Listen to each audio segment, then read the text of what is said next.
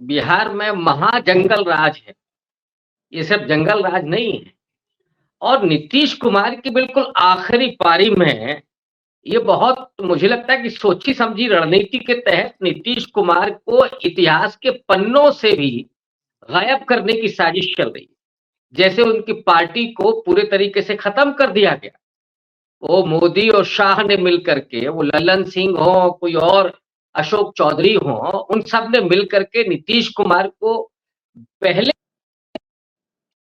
आखिरी क्षणों में, जब नीतीश कुमार की विदाई तय है, और ये बात मैं नहीं कह रहा हूं, बिहार की जनता कह रही है कि भाजपा ने तो नीतीश कुमार की पार्टी को और उनको पूरी तरीके से निगल लिया है। तो ये जो हो रहा है, इसको गोदी मीडिया जंगल राज नहीं कहेगा। इसको तो हो सकता है कि वो कहे कि यज्ञ हवन हो रहा हो। जैसे लल्लन सिंह ने कहा कि नहीं साहब, ये तो आपसी विवाद है। तो आपसी विवाद में जो हत्याएं हो रही हैं, तो क्या इनको छूट दे दी जाए? पूरे देश में आपस में ही लोग निपट लें। अगर कोई तकरार हो तो क्या जरूरत है कानून की, संविधान की? ये जो बयान है, इसको हल्के में भले ही लिया जाए, लेकिन ये बेहद खतरनाक बयान है। बिल्कुल, ये सीधे तौर पर ये हिंसा को प्रेरित करने वाला बयान है। माने कानून में, संविधान में लोग अपना भरोसा खत्म कर दें और आपस में निपटना शुरू कर दें। जैसे पहले गैंगवार होती थी, तो बिहार में जो गैंगवार हो रही है, बिहार में जो महाजंगल राज है, उसको मंगल राज बताने के लिए कि साहब लोग आपस में, अब हो सकता है कि लल्लन सिंह ये भी कहने लगे कि बिहार की पॉपुलेशन ज्यादा है, तो पॉपुलेशन खत्म करने के लिए ये खेल चल रहा है। ऐसा भी अजीब तर्क दिया जा सकता है, लेकिन मुझे लगता है कि बिहार की जनता बहुत समझदार है। इस तरह के तर्कों को वो स्वीकार नहीं कर सकती, क्योंकि बिहार वो है जिसने इस देश को कई बार ऐसे मुकाम पर ला करके पहुंचाया जहां असल में राजनीति को होना चाहिए। कई बार उसने देश की राजनीति को मोड़ा है। सामाजिक न्याय की राजनीति का वो एक बड़ा राज्य रहा है, और वहां पर इस तरह की जो अभी गोलीबारी, गैंगवार, आपने दृश्य देखे होंगे। क्या चल रहा है साहब? 4-5 लोग आते हैं एक हॉस्पिटल के आईसीयू में। उन्हें मालूम है कि सीसीटीवी कैमरे हैं, और बाकायदा उन्होंने टोपियां पहन रखी, लेकिन सब कुछ दिखाई पड़ रहा है, और वो गोली मारते हैं और वापस चले जाते हैं। ऐसे लग रहा है कि उनका वेलकम हो रहा है साहब हॉस्पिटल में। स्वागत सत्कार, चलिए आप तो फुलझड़ी यहाँ चला करके गए हैं। ऐसे लग रहा हो, आप आराम से निकल भी जाते हैं। ये सर बिहार एसडीएम के साहब क्या कह रहे हैं? अच्छा, शादी, ब्याह, मुंडन, कलेवा, तिलक, इन सब का न्योता हम सुने, इन सब का एक सीजन होता है, एक महीना होता है, समझ में आता है, अच्छे दिन होते हैं तब सब ये सब होता है। लेकिन मर्डर का भी महीना होता है, मई जून मर्डर का महीना है, उमा तो मर्डर होएंगे ही होएंगे, ये एसडीएम साहब कह रहे हैं। तो ये सब देख करके लग रहा है कि जितना अनाथ बिहार है, इतना अनाथ कोई राज्य आज तक हुआ नहीं। डेफिनेटली।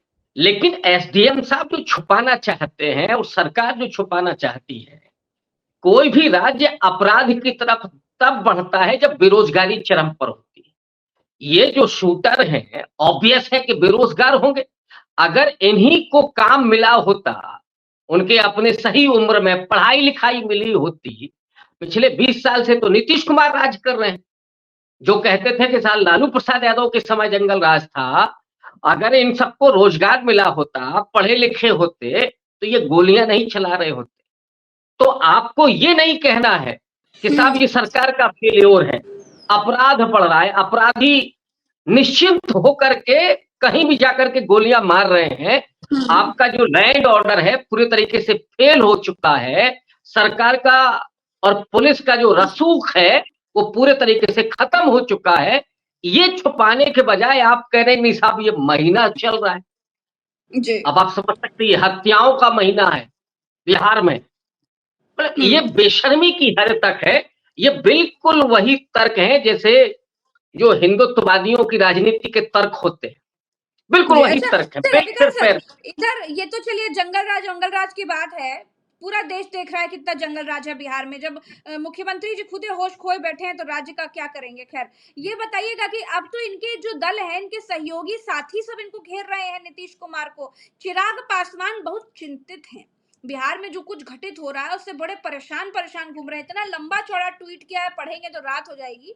तो बताइए, चिराग पासवान इतने चिंतित है बिहार के हालातों को लेकर के, सब क्या दिखा रहा है? भगमच्छर मचा है मतलब चुनाव से पहले एनडीए में। हाँ बिल्कुल, एनडीए में सब कुछ ठीक नहीं है और अभी इसके पहले भी चिराग पासवान नाराजगी जाहिर कर चुके हैं और उन्होंने तो यहाँ तक कह दिया था कि हम अपनी सभी सीटों पर अपने प्रत्याशी उतारेंगे।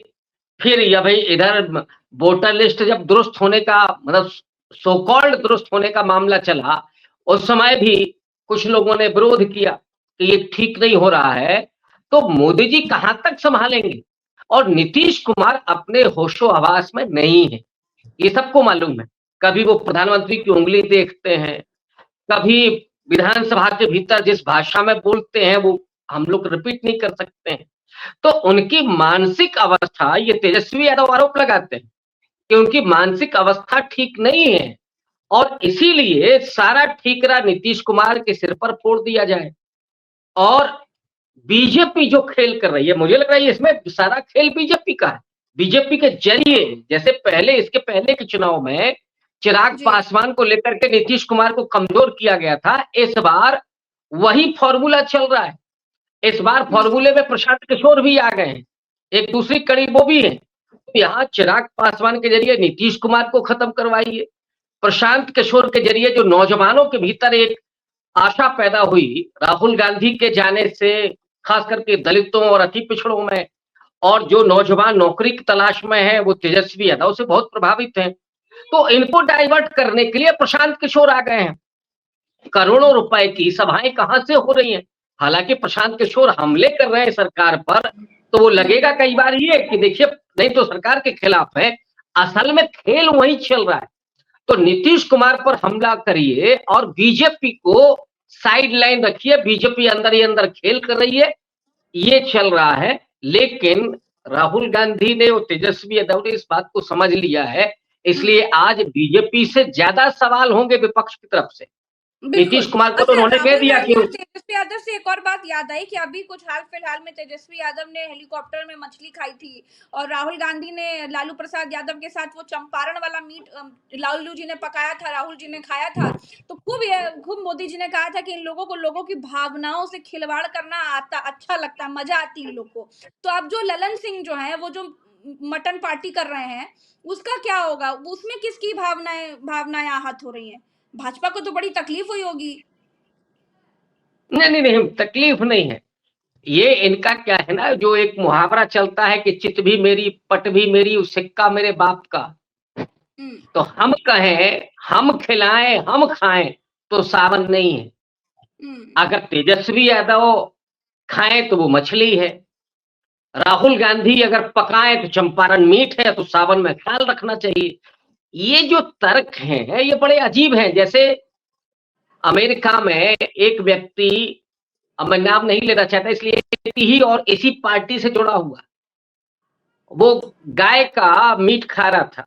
किसी ने कहा कि भारत में तो गाय माता है, तो उन्होंने कहा कि जो भारतीय गाय होती है वो माता होती है, ये तो अमेरिकन गाय का है, तो हम वो खा सकते हैं। ये बड़े बेढंगे किस्म के तर्क हैं। लल्लन सिंह ने तो खुलेआम कहा है, मंच से बोला है कि बड़ा स्वादिष्ट भोजन है, सब लोग भोजन करके जाइएगा। और सावन वालों का अलग है, जो सावन नहीं मानते हैं उनका अलग है। माने खुलेआम आप न्योता दे रहे हैं, ये छुपाया भी नहीं है। बिल्कुल। और अगर राहुल गांधी मटन खाएं तो साहब वो बड़ा गलत काम कर रहे हैं, उन्हें हिंदुओं की भावनाओं का ख्याल नहीं है। आपको ख्याल है क्या? इसीलिए हम कई बार कहते हैं कि असल में हिंदुओं के अगर कोई दुश्मन है तो ये हिंदुत्ववादी है, इन्हें हिंदू धर्म के बारे में पता ही नहीं है। ये जितने भी तर्क होते हैं, जैसे अमित शाह ने कहा कि साहब हिंदी पढ़ना है, अंग्रेजी नहीं। अभी लिस्ट निकली है कि कितने भारतीय जनता पार्टी के नेताओं के बच्चे, सबके कोई ऑक्सफोर्ड में पढ़ रहा है, कोई पेनिसिलियन में पढ़ रहा है, कोई एल यूनिवर्सिटी में पढ़ रहा है। लेकिन जो गरीब है, जो मिडिल क्लास के लोग हैं, वो अंग्रेजी नहीं पढ़ेंगे। वो यहीं हिंदी पढ़ करके उनके बच्चे यहीं पढ़ रहे हैं और पढ़े भी नहीं। उत्तर प्रदेश में तो हम लोग बैठे हैं जहाँ पे स्कूल बंद किए जा रहे हैं, तो बिल्कुल वो 5,000 सस्ते मजदूर बनाइए और उनके हाथ में थमा दीजिए अपना डंडा, उनको लगा दीजिए लाइन में, आपके वोटर बने रहें, आपके लिए मजदूरी करते रहें, उनकी पढ़े लिखे नहीं तो सवाल नहीं करेंगे, जी। नहीं होगी कोई, अरे रोजगार नहीं पढ़ लिख मांगेंगे। लेंगे तो अब झंडा डिग्री कौन होगी तो रोजगार उठाएगा, मांगे। ये भी तो है। झंडा उठाने वाला तो बिल्कुल, चाहिए ना बिल्कुल। सबको। झंडा उठाने वाला, दरी बिछाने वाला, इनको नेताजी कहने वाला कौन मिलेगा? हम्म, यही सब होंगे। तो अब ये सब हालात हैं। अब एक में मुझे इसमें आशंका है प्रज्ञा जी, जी। राजनीति को जरा समझिए। लल्लन सिंह भी इस बात को जानते होंगे कि इससे होगा क्या। बिल्कुल। ऑब्वियसली बार आपने तेजस्वी का भी विरोध किया, हम्म। राहुल गांधी और लालू प्रसाद यादव पर भी हमले किए। मुझे इसमें एक डाइवर्ट पॉलिटिक्स नजर आ रही है।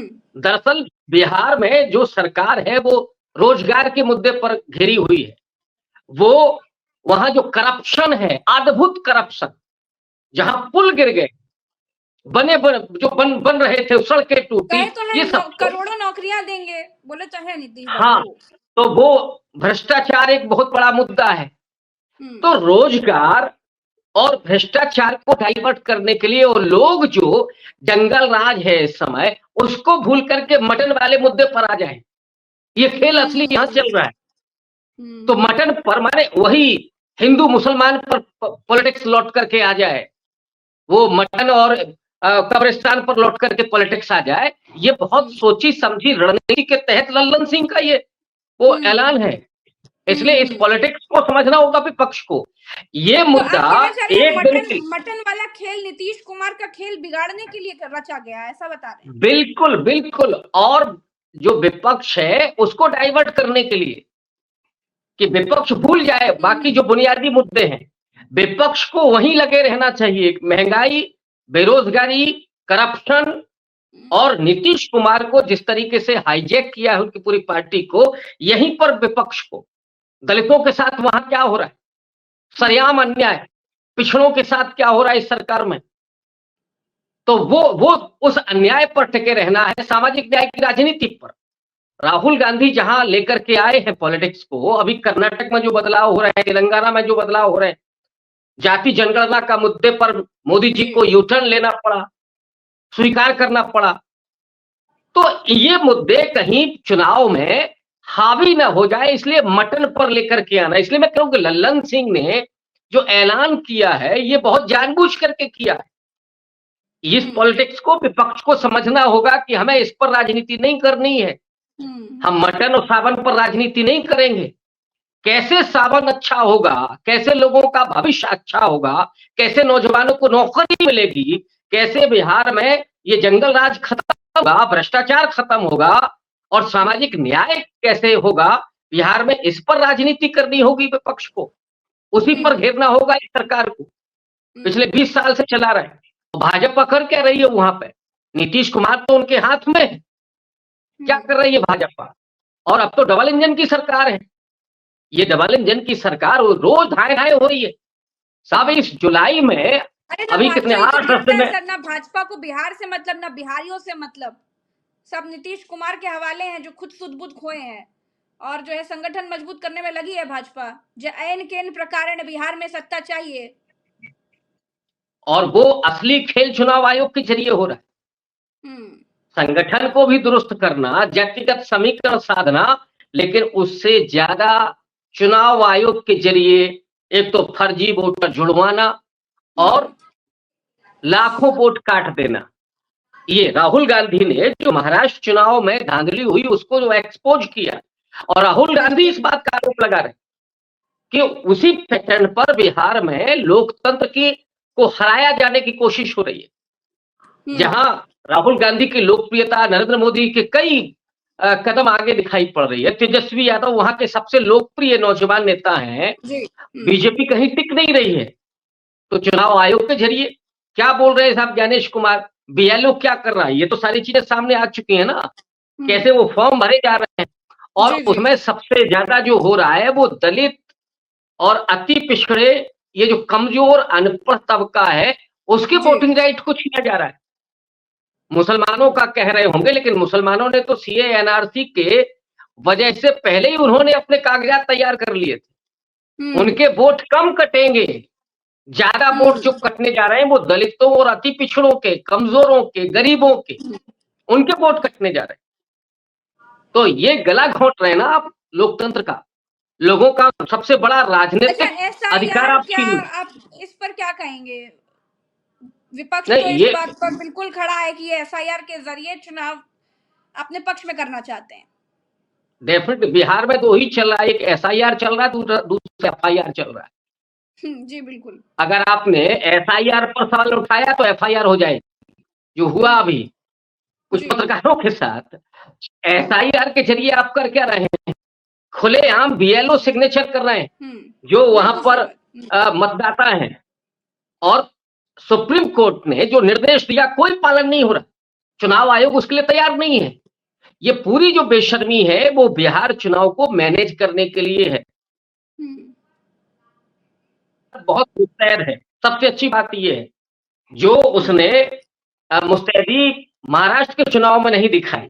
उसको लगा कि हम चुनाव जीतने जा रहे हैं, लेकिन बिहार में उनको ये मालूम है, खास करके राहुल गांधी को, कि ये चुनाव उसी तरीके से फिर से इस पर डाका डाला जा सकता है, तो अलर्ट है। और एसआईआर क्या है?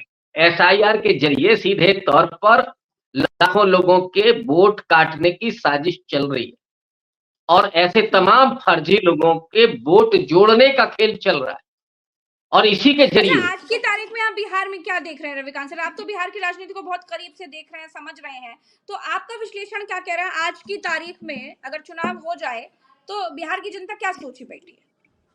इसमें एक चीज और जोड़नी होगी आपको, आज की तारीख में और निष्पक्ष चुनाव हो जाए। निष्पक्ष अगर चुनाव होगा तो भारतीय जनता पार्टी जो एनडीए अलायंस है वो पूरी तरीके से चुनाव हारने जा रहा है। उसके पास कोई आधार वोट में बचा ही नहीं है। नौजवान आपके साथ है नहीं, दलित पिछड़ा आपके साथ है नहीं, माइनॉरिटी आपके साथ है नहीं, कितना वोट बचा फिर आपके पास? जाति जनगणना के मुद्दे पर राहुल गांधी बढ़त ले चुके हैं, सामाजिक न्याय की बात कर रहे हैं, रिजर्वेशन की बात कर रहे हैं, दलित पिछड़ा तो इधर जा रहा है। जो नीतीश कुमार की मजबूती थी वो निकल चुकी है, अति पिछड़ा वहां से निकल चुका है। तो आज की तारीख में तो निष्पक्ष अगर चुनाव होता है तो भारतीय जनता पार्टी के नेतृत्व वाला एनडीए बिहार में चुनाव बुरी तरीके से हारने जा रहा है, और कोई नहीं रोकता तेजस्वी यादव और कांग्रेस पार्टी और जो सीपीआई एमएल है उसकी सरकार बनाने से। लेकिन मैंने वही शब्द जोड़ा कि निष्पक्ष। अब कितना निष्पक्ष होगा? ये तो बीएलओ के दिख रहा है कि कितना निष्पक्ष आपका वोटर लिस्ट कैसे निष्पक्ष आपकी बन रही है, तो चुनाव के कितना निष्पक्ष होगा, इस पर बड़े सवाल हैं। और ये जिम्मेदारी सुप्रीम कोर्ट से लेकर के चुनाव आयोग होते हुए विपक्ष तक की है कि वो अपने लोगों के मताधिकार को, उनके जो राजनीतिक अधिकार है उसको बचा करके रखे, सुरक्षा करे, ये उनकी जिम्मेदारी।